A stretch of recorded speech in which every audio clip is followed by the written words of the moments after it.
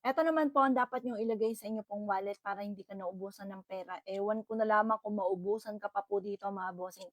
Basta kapag po ito'y ginawa ninyo mga boss, ikaw po kailangan naniniwala. May 100% kang paniniwala at ugaliin niyo lagi na lagi niyo sasabihin magkakaroon ako ng maraming pera, hindi na ako maubusan ng pera, gano'n mga bossing.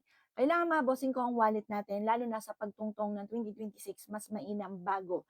Kahit mumurahin lamang po mga bossing, huwag kang gagamit ng wallet na yung nagagato na, yung natatanggal na yung pinakapintura, yung mga bordado, tanggal-tanggal na, punggal-punggal na. Tapos yung zipper, napakaganit i-zipper, malas din po yun mga boss, hindi po yun maganda. Kumbaga sinasabi ko na po lahat upang sa gano'n ay halimbawa kasi baka ilagay niyo ito tapos yung wallet niyo gano'n, effect din po siya. Kaya kailangan, tayo po'y sumunod sa buong proseso mga bossing. Gano'n din po mga boss, huwag kang maglalagay ng mga resibo sa wallet po ninyo kasi sumisimbolo po yan ng kagastusan. Gano'n din po mga bossing ko, kailangan ang inyo pong pitaka ay hindi ko ano-ano mga bossing kasi minsan may nakitaan din ako ng ganyan. Diyos ko, ultimong pitaka ay nilalagyan ng balat ng candy. Nako, paano naman may papasok na swerte lalo na sa pera mga boss. Mas magiging mailap po niyan kasi maduming wallet mga boss, halo-halo. Halo-halo rin ang buhay po niyan.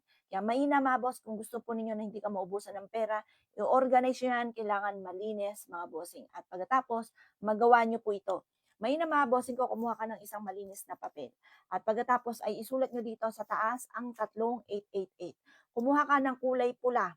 Pula mga bossing ko ha, na panulat.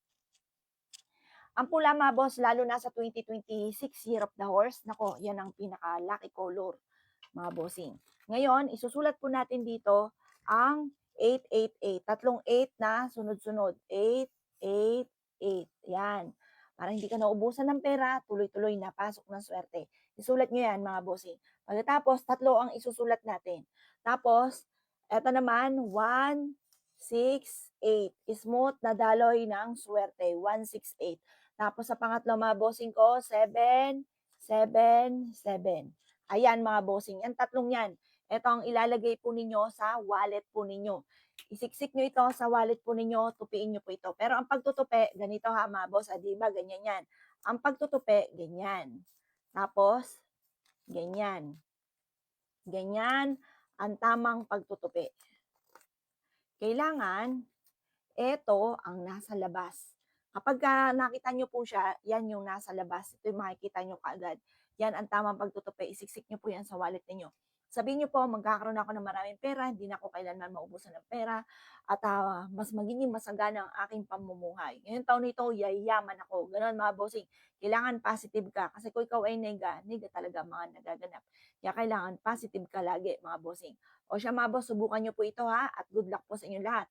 Ugaliin tuwing umaga, magkakaroon ako ng maraming pera, yayaman ako, gano'n po mga bossing. At syempre bukod sa pagiging masipag at matiyaga, huwag kang aasa mga bossing ko sa swerte. Baka naman halimbawa meron kang ganito ta's napakatamad mo naman, epek po 'yan. Kaya kailangan sipagan at tiyaga-tiyaga lamang po makakamit ang mga pinapangarap. Tapos kailangan meron tayong pang-attract ng swerte. Sa buhay natin parang nagluluto tayo mga bossing.